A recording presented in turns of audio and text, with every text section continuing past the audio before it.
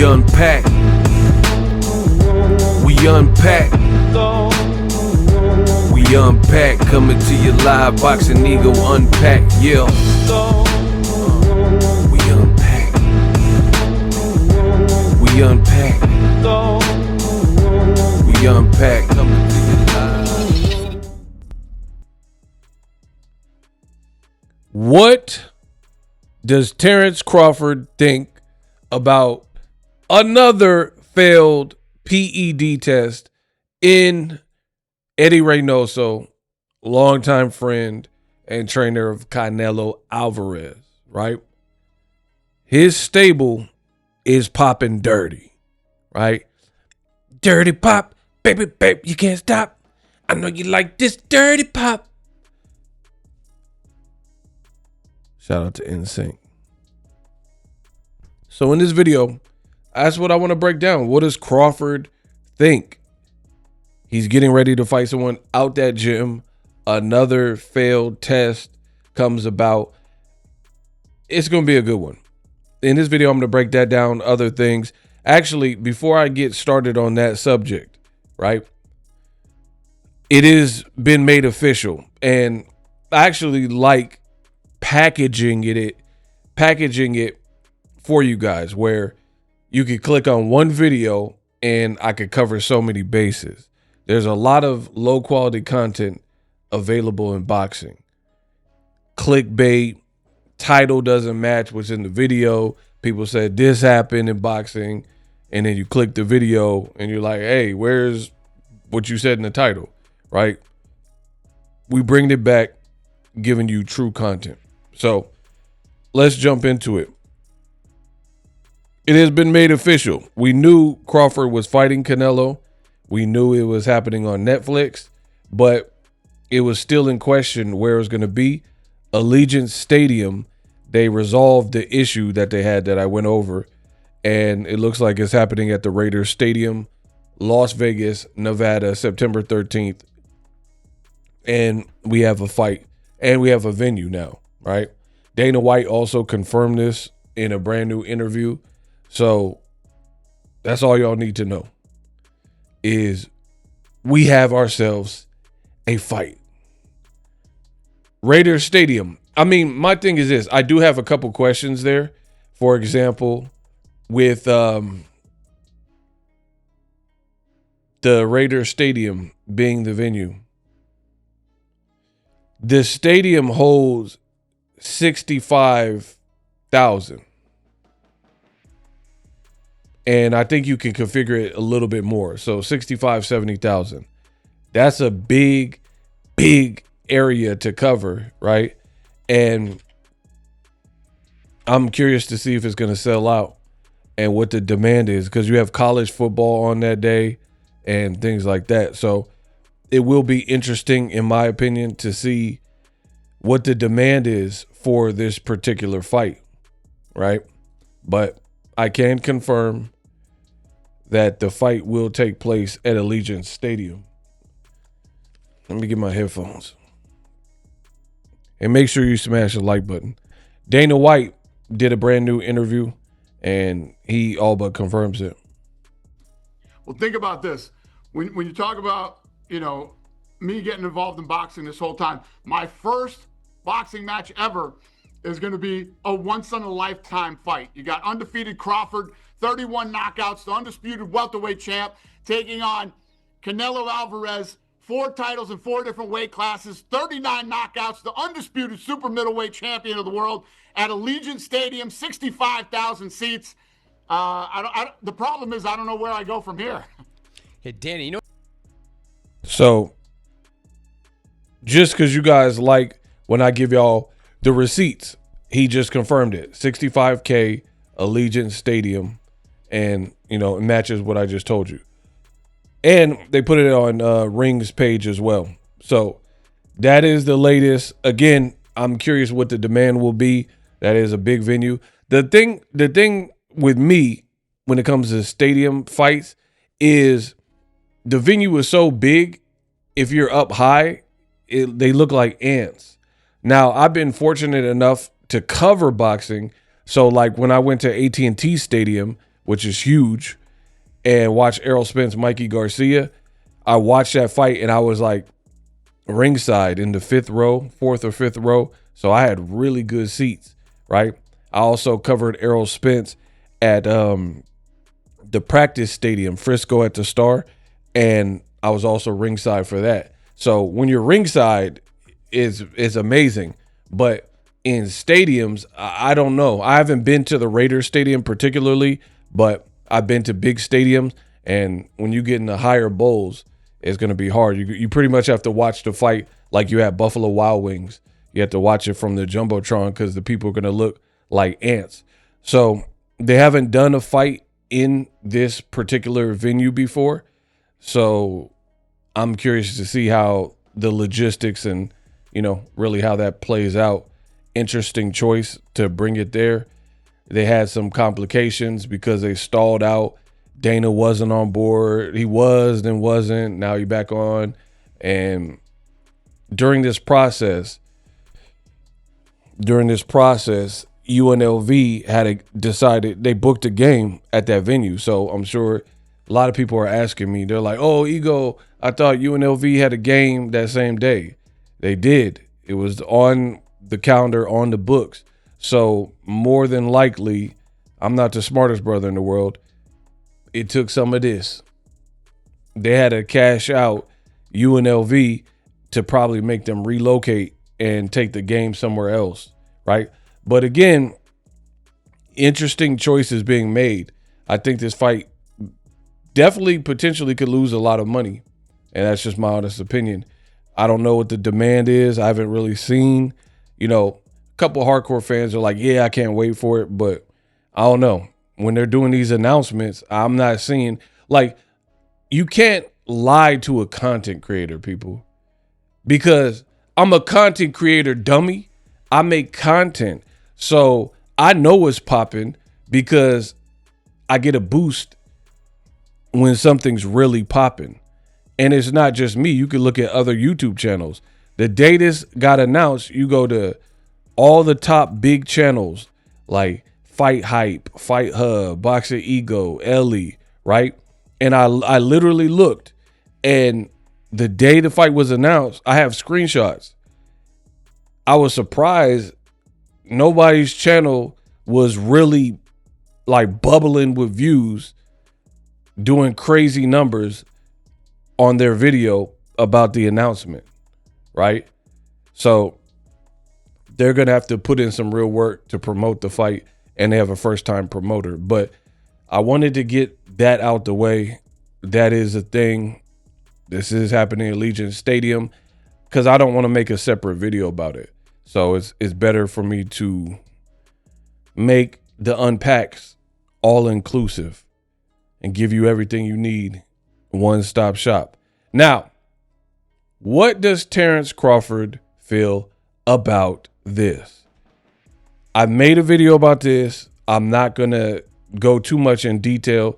Jaime Munguia's B sample, it also showed that he has synthetic testosterone in his system, just like the A sample. So his fight and win, his revenge win, will now be overturned most likely. It really will. No contest, no decision, right? So for me, this is terrible because you fought this Frenchman. He knocked you out in a crazy upset. He don't even have that much power on paper. He had like 5 knockouts now. When he fought you, he had like 4 knockouts, right? And you let him knock you out. Then you team up with Canelo team and Eddie Reynoso heading into this rematch. It looked like you were training hard. And then you beat him and look definitely improved. And you don't get knocked out and it goes 12 rounds. You beat him over the scorecard. That's all right. That same thing happened to Sergey Kovalev, right? After Andre Ward beat Kovalev, he ended up fighting Eliter Alvarez, got knocked out, and then he came back and avenged it, but he did it via decision. That's cool.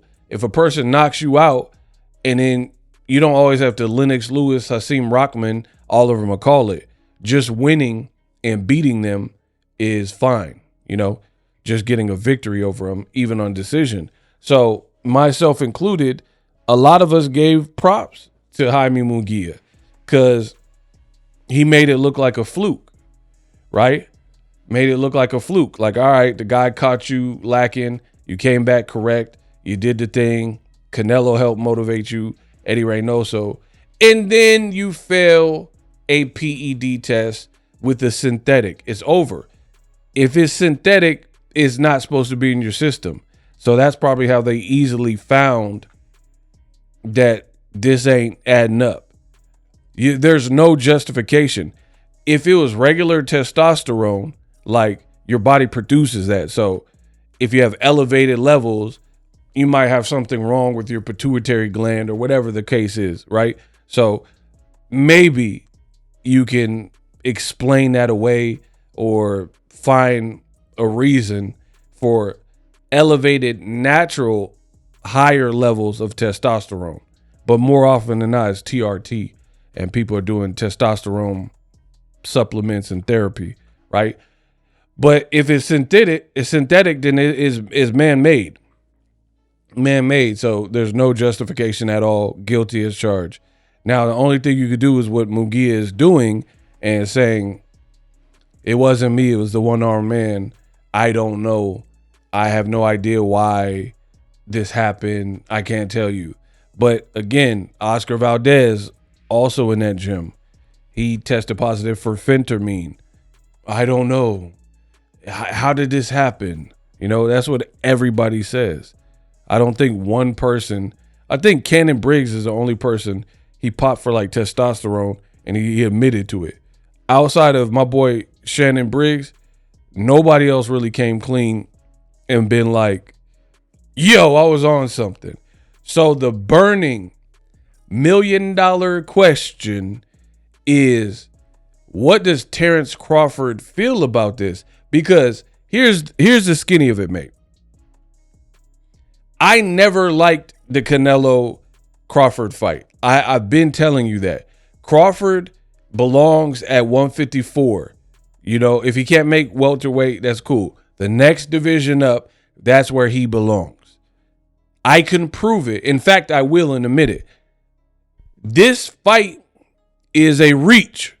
Absolutely a reach. He refuses to fight anybody else of note at 168.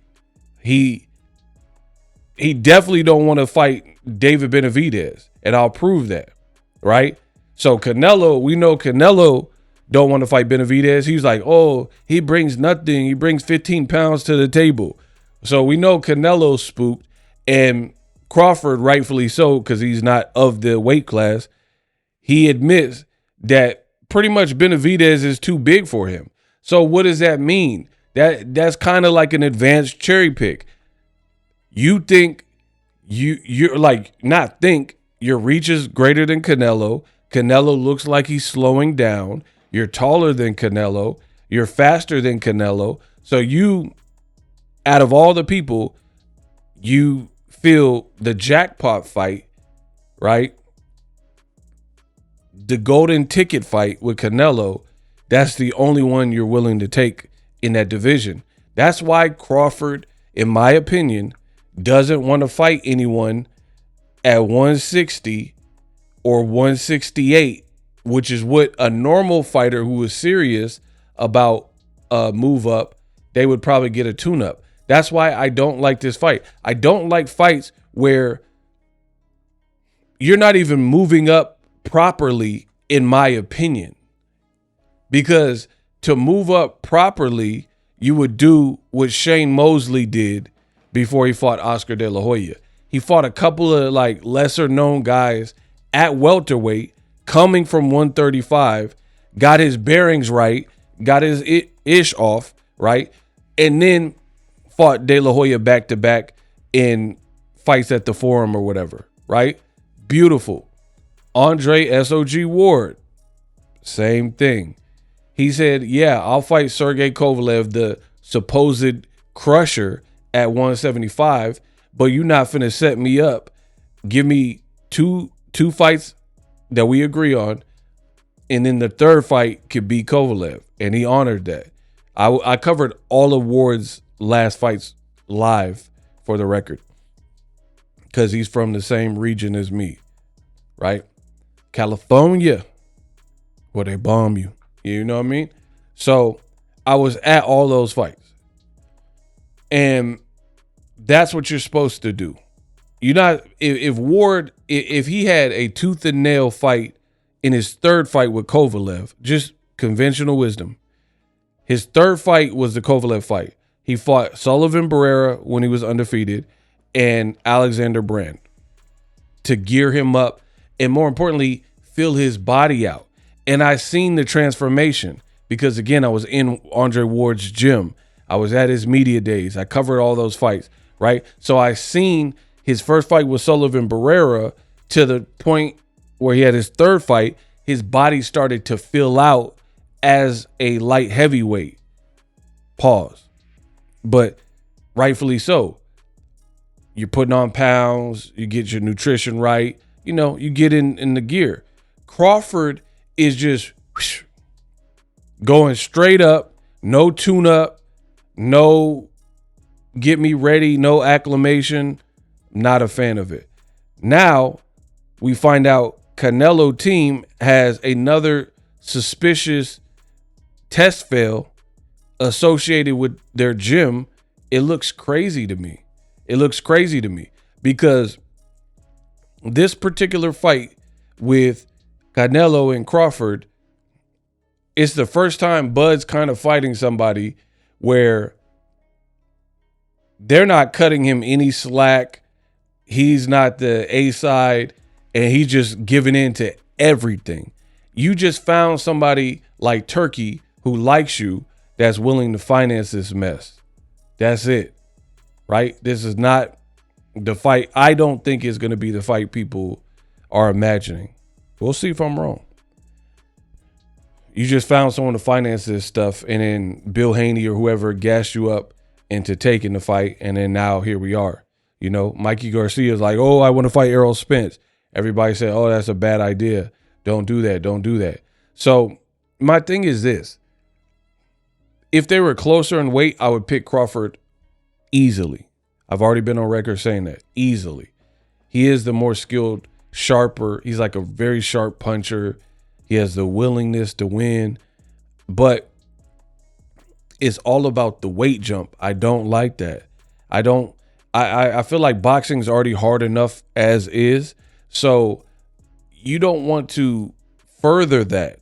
Like, it's already a grueling sport that has claimed lives, maimed people permanently. People have lost their lives and faculties in that ring. So being that it's already a difficult sport, like just straight up and down, when you factor in somebody cheating, people catching you with only 2 weeks to train, you know, rapid weight class jumping, dehydrating your body to the point where it's unsafe and unhealthy. The more you factor in inactivity, all these little nuanced things, then I feel like your chances of achieving success go down with it. For example, Errol Spence, car wreck. That's not conducive to an athlete, let alone a boxer. Thumping your head, flying out of a car. I mean, it's common sense.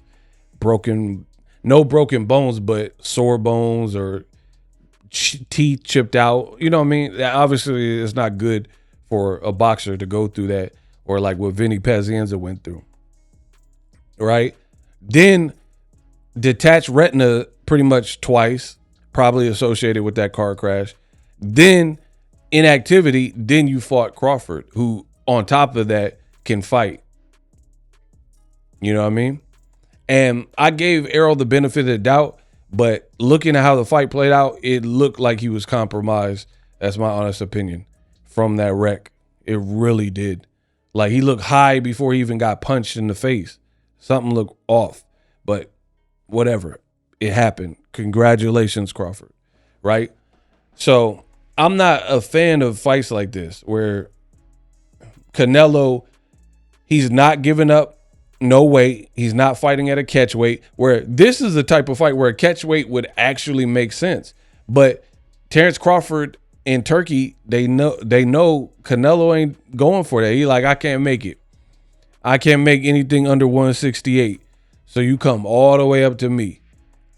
Canelo is not giving a smaller man, Jermell Charlo, Amir Khan, Jose Cito Lopez, or Terence Crawford, he's not giving them a rehydration clause either, because it's about, he understands the game and the strategy of the game, and he's not giving up these pertinent points that benefit the opponent. Why would he? I mean, it's combat. What don't you understand? This is Mortal Kombat, and it ain't a video game. Mortal Kombat. Mortal Kombat. Right? Mortal Kombat. For real. You're not doing your enemy. Imagine U.S. soldiers in Vietnam and they looking after Charlie and Viet Congs and trying to help them out. If that's the op, that's your rival, you're not doing things to make their day easier. And Canelo understands that and has an ego, no pun intended. He understands that much about the game where he's like, I earned my spot. I fought Mayweather. I fought Cotto. I fought these big fights with Golovkin, all these big fights throughout my career. Edis Lara. I fought some really good guys and done some really big shows. Julio Cesar Chavez Jr., that fight did over $1 million, right? I've been a multi-division champion. I've earned my keep. I've earned my spot. I'm not giving anything to this guy, Bud Crawford. And A-side rules. That's how the game goes. Bud don't want to fight Jaron Ennis. Same concept. You know, he's like, what has he done? Why should I take the risk to fight him? Blah, blah, blah. So I'm really not a fan of this fight. I can't express it enough, you know. But anyway, Canelo's not giving him a rehydration clause. Canelo's not doing the catch weight. And then come to find out, your camp look like crazy juicy. Pause. Your camp keep having these test fails, among other things. So it's like, I hope they're doing stringent drug testing for this particular fight, because Crawford's safety and health is on the line.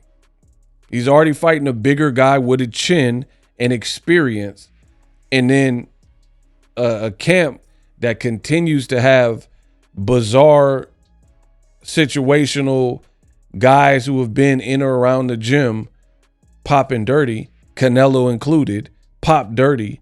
I really want to hear what it really feels like. To be honest, it feels like Crawford is going to go out and try to do his best, but he's trying to cash out. He knows he can't make this type of money fighting anybody else that's realistic. So he's just willing to put everything into this. And if he get cooked, he get cooked. And he's hoping for the best. But it really looks like a ride off into the sunset type of fight, because he doesn't have, on paper, outside of skills, he doesn't have any strategic advantage. He's not making more than Canelo. He doesn't have more money than Canelo. So the reason I bring that up is the more money you have, the more you have resources, right? So Canelo, he can go train and wherever he wants. I'm sure Crawford can move around in that sense as well, but he could get whatever nutrition. He could fly in sparring from Uzbekistan. Like, the more money you have, you could get class sparring partners, top of the line chefs and nutrition. So he got that because he makes more money than Crawford.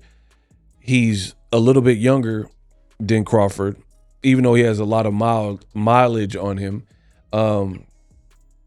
He has a chin and more experience at the weight. Canelo's been at this weight for almost 9 years. That's a decade, people.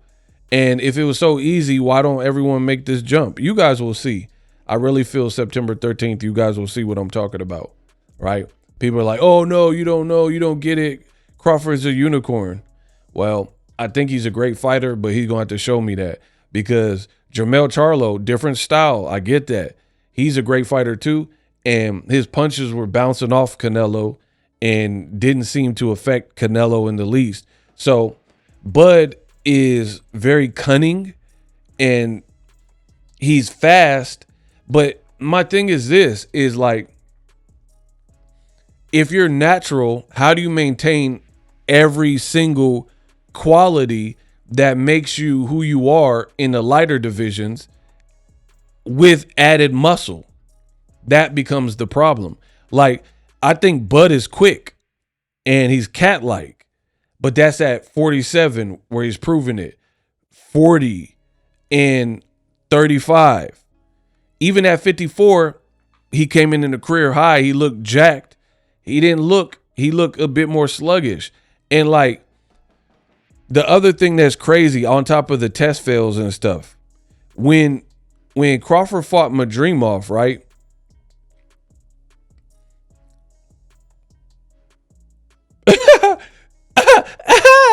Bro, look at this shot. Like, he getting hit flush by Madrimov, right? Madrimov, who had 11 fights, is sending shots that are landing on Crawford flush. If you fight Canelo, unless you just go in and abuse him and knock him out, you're going to get hit. Canelo got a chin. You're going to get hit. If Canelo hits you that flush with you just jumping up to the weight, that could spell a lot of problems. We've seen Crawford hurt he got his bell rung by Thierry Jean. Go watch the fight, right? He got rocked by Mean Machine and Gamboa. Go watch those fights. The difference is those people were smaller than Crawford, and or at the very least, they were equal size and weight. So Crawford's X factor would be his mindset in that mean streak where Crawford could just turn up. Even on Madrimov, he showed experience in the late rounds where it's like, I want this a bit more. And he just kicked it up. Or when his corner said in the Sean Porter fight, hey, Crawford, you down. They got you down on the scorecards, right? And Crawford's like, what? Huh? How? And then he turned up. But again, all of that is cool when it's an equal size person. When you're if you're down in a deficit in a hole and somebody, you can't hurt them and somebody's bigger than them and you sent mean shots and they just ate them like it was nothing, that whole turning up is not the same.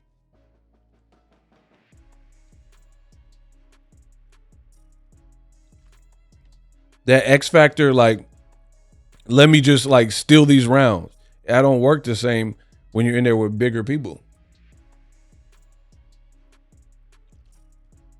It's like playing basketball with some middle schoolers versus some NBA dudes. That NBA center is 7 foot and he weighed 300 pounds. He's like Shaq or something. That's different than a kid in middle school who he ain't come into his man strength. He's still inexperienced. Canelo not inexperienced. And my thing with this fight is like, they got to do testing, bro. I don't care what y'all talking about. They got to do some crazy testing because that is a lot of coincidental people popping dirty in Eddie Reynoso's gym. Because again, Canelo is not going to want to lose to a smaller guy. He is a very prideful Mexican person. You got ICE like trying to deport people. And I'm sure that comes as a Mexican Latino athlete. That comes with a lot of pressure. You're fighting on Mexican Independence Day and all that.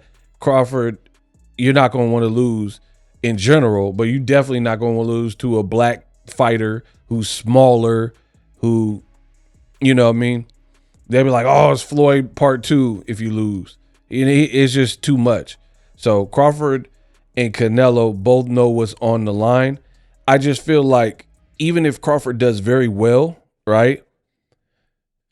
For Canelo, he can make 1,000 mistakes. He can give up and lose a couple rounds like a Amir Khan fight, but Crawford got to be switched on the whole time. without delay. And if he's not getting the reactions he wants, that's when the fight becomes very interesting to me. But I told you I would prove it. Crawford don't want to fight other people that are big at 168. He's gunning for Canelo, probably because he feels Canelo is the sweetest, right? He's the shortest. He's not as big as some of the David Morrells and Benavidez and Vodstick type people who are in or around 168. Kieron Davis, Resendez. These dudes are big and young. Crawford knows that. You guys keep talking about Crawford sparring heavyweights. That's sparring with headgear. You get your bell rung with no headgear. You know what I mean? But I will prove it. He was asked about fighting David Benavidez. This was Crawford's answer. Roll the clip.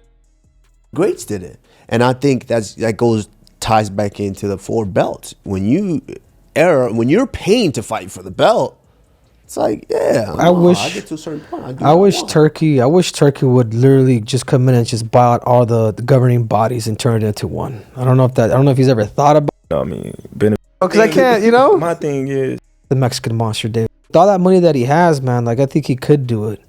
But speaking about Canelo Benavidez, would you ever, if you want to fight Canelo, would you ever entertain a fight with the Mexican monster, David Benavidez? What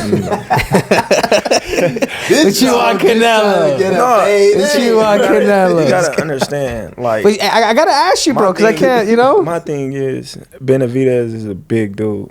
Yeah. You know what I mean? Not to say I won't fight him. I fought his brother. You know what I mean? His brother was big when I fought him. But, you know what I mean? Benavidez is a big dude. The only reason why I entertain Canelo is because he's not a big dude. Like, he might be thick, you know what I mean? But he's not a big dude. You know what I mean? Like, Benavidez is like 6 foot something. You know what I mean? Then he gonna come in 190, 200 probably. You know what I mean? Like, you never know. Like, that's a big dude. Like, you know what I mean? And he's skilled, man. You know what I mean? So it's like, you know, I might as well go to heavyweight if I fight Benavidez. Yeah. Bro, I told you, Crawford is telling you this is an advanced cherry pick. He thinks he can do something with Canelo because Canelo don't look. I've been next to Canelo. I was shocked when I seen Canelo.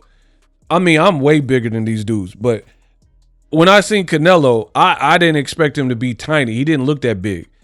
You know what I mean? This was years ago, but he didn't look that big, bro.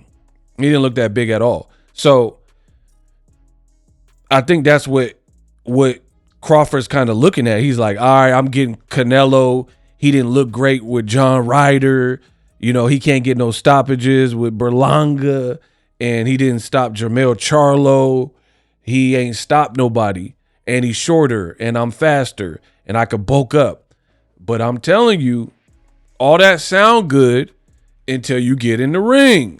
And then you get in there. Everybody said they could do something with Floyd Mayweather. Broner told Maidana, Marcos Maidana, he acting like he don't speak English, but after Saturday, I'm a whoop him, I'm gonna beat him and make him speak some English. And then he got in there with Maidana, and guess what? None of that happened. So I don't care what people are talking about. You guys keep saying Crawford's a unicorn, but he's telling you he is not willing to fight David Benavidez in so many words. He keeps saying Benavidez is huge. He a big dude. He a big dude. Then stop telling me that Crawford spars heavyweights. He said, oh, I might as well go up to heavyweight if I'm going to fight Benavidez. He might come in at 190, 200 pounds. Oh, right? Then why do you guys keep telling me Crawford be taking out heavyweights, but then he won't fight David Benavidez? When Floyd Mayweather said Crawford should fight Benavidez, the world said he was hating. I thought it was a great idea, right? If you a 68-pounder, you can do it. You fight the guy that Canelo's ducking and show us that you relevant in a higher weight. But Crawford is smart, and he knows these guys at 68, Andrade, Resendez, Diego Pacheco, guys like Benavidez and Morrell when they were at 68. He understands that's a different can of worms. So for me, that means you're banking on Canelo either A, being washed and not as skilled with slow feet, so you think you could do something because he has the ingredients: short arms, slow feet, hasn't got a stoppage, hasn't looked all the way good, fatigues late in fights, all that type of stuff. But here's the thing. For me, I can't give a fight prediction under the pretense that in a super fight or whatever they're saying this is, that is going to be the worst version of said fighter, right? Canelo knows how to train, right? He knows what's at stake if he loses to a smaller guy. So I think Canelo is going to train like he should, because he's a prideful person, right? And he has all the resources to do something. So I like, the more I keep thinking about this, my initial breakdown of it is the same. And you can tell who knows something about boxing. When I say this, they say, "Oh, you hate because he smashed your boy Errol." What does Errol have to do with Canelo? Canelo didn't go through a car crash, bro. Canelo don't fight like Errol. Errol was a welterweight who stayed a welterweight too long. None of these comparisons have anything to do with Canelo Alvarez. So it's like, what are we talking about? But this is the naivete and ignorance of boxing fans. Oh, you're mad because he whooped Errol, or he beat Errol so impressively, he gonna do this to Canelo. We're talking about different fights, right? Marquez knocked out Pacquiao, but then he couldn't beat Tim Bradley. And I thought Pacquiao beat Bradley all the fights they had, all 3 fights. So what does that mean? These are like random, weird triangle theories that have nothing to do with each other. But Crawford's telling you he don't want to fight Benavidez pretty much because he's a big dude. He's a big dude. He's a big dude. He thinks he can, and we'll see. We'll see if he can hang with Canelo, because Canelo lacks in the height department, slow feet, blah, blah, blah. Yeah. So what you're saying is, like, because I felt that at one point when Volkanovski was champion and had retired. I had retired, and I was like, dude, the only fight that I would really want to come back for is to fight a dude. I'm 5'4". This dude's fucking 5'6", and he's pound for pound. Yeah. So it's like, I understand what you're looking at. You're like, you know what? You just size them up. Yeah. You just size them up, especially when you going into a bigger weight class like that. You know what I mean? You size them up and you see, your advantages and his advantages. I feel I got the speed over Canelo. I got the reach over him. He might got the size, the power. I feel like, I got the better skills, boxing skills. How would you break that fight down? Like, how would you fight a bigger guy that's the same size as you? I mean, would it be more of a cat and mouse? Like, would you be using a lot of angles, a lot of... Man, power. The reality is, man. The reality is Canelo does put people out, dude. From Kirkland to Amir Khan to just. Obviously, it's talking about Amir Khan. I'm just saying, man. No, but he's not. Kovalev. Come on, we have to respect Kovalev. We have to respect older, the power of Canelo. He does have power. Goes to the body. Don't get me wrong. He does have a lot of power. But all those guys that you name is not as skillful as me. I'm sorry. No disrespect to none of those fighters. But when you see the skill level is night and day. So how do you see a fight with Canelo going?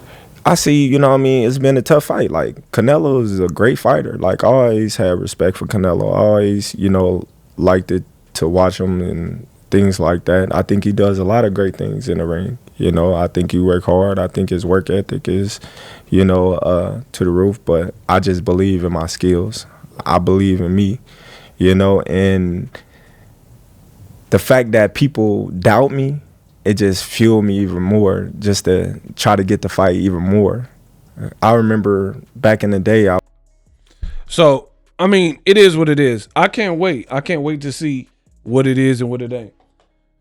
Like I said, I have no problem picking Crawford if they're closer in weight. Everything boils down to weight for me. Weight. I don't know how many times I can say it, how much clearer I can say it. Crawford is better than Canelo. Head up. Head up. But when you start getting into the politics and the strategies, that's where you miss me with this fight. And that's what this boils down to, bro. Like, no rehydration clause, no catch weight. Crawford ain't fought he been fighting one time a year. Canelo, even though he didn't look good for William Skull, he still got rounds in the bank. Went through a training camp. Crawford, this, I don't know if Crawford sees something that I don't see in Canelo, and we gonna sure find out in September. But it seems bizarre how it's being handled. Like, what fighter in the history of fighterdom wants to be on a long layoff with no tune-up, move up 2 weight classes, not test the water, and fight somebody closer to the weight of the 2 weight jumps, looked mid and beatable at 154? Not that he lost to Madrimov, but Madrimov was definitely holding his own for much of the fight.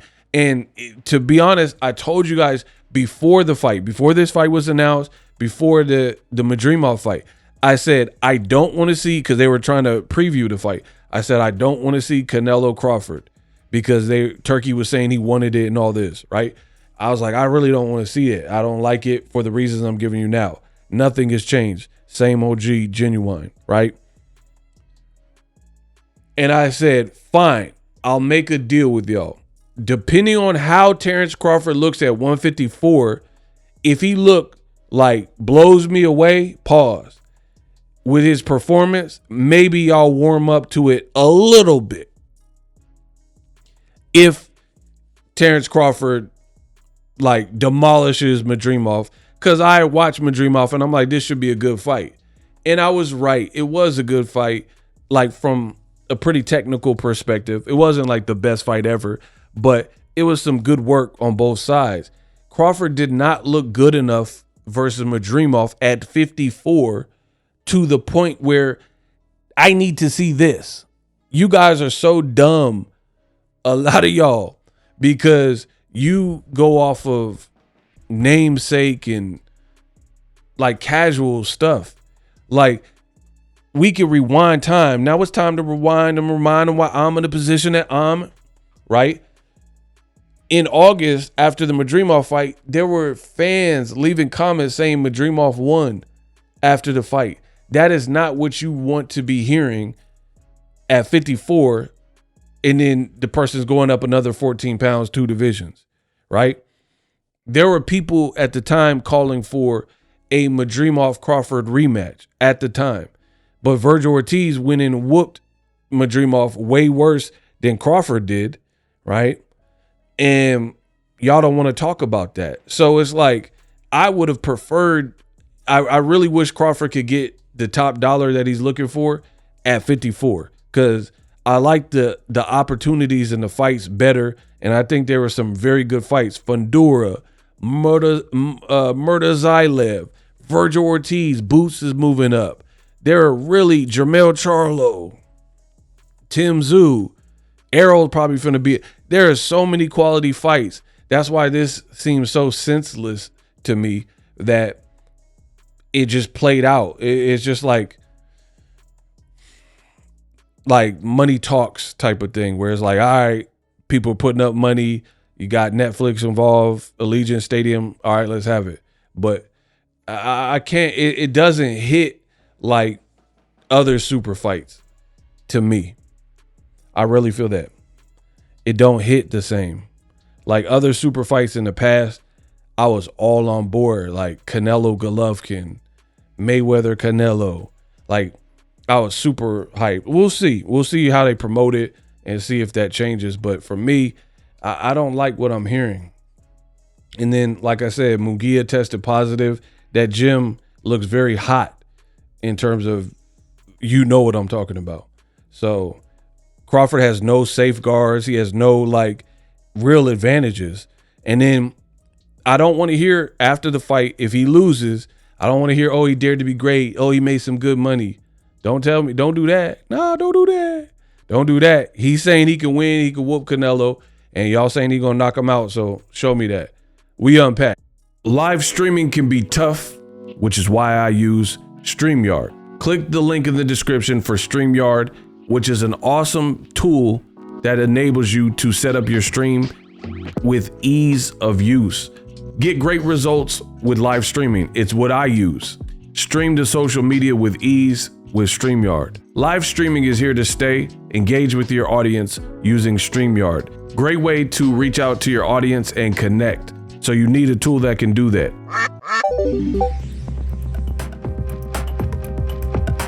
If you're new to YouTube and you're struggling to get views, one tool I can provide to you is TubeBuddy. I've been on YouTube over 10 years. I use TubeBuddy daily to crank out videos just like this one that you're watching. Learn how the pros do it with TubeBuddy. YouTube receives a lot of traffic, which also means a lot of creators, a lot of people putting out content. So you need to learn the ropes so you know how to separate yourself, especially if you're new, but even if you're a pro, use TubeBuddy. The link is in the description. Get more views, more subscribers, and a higher click-through rate, so ultimately you can realize all of your online goals. Use my affiliate link in the description and grow your channel fast.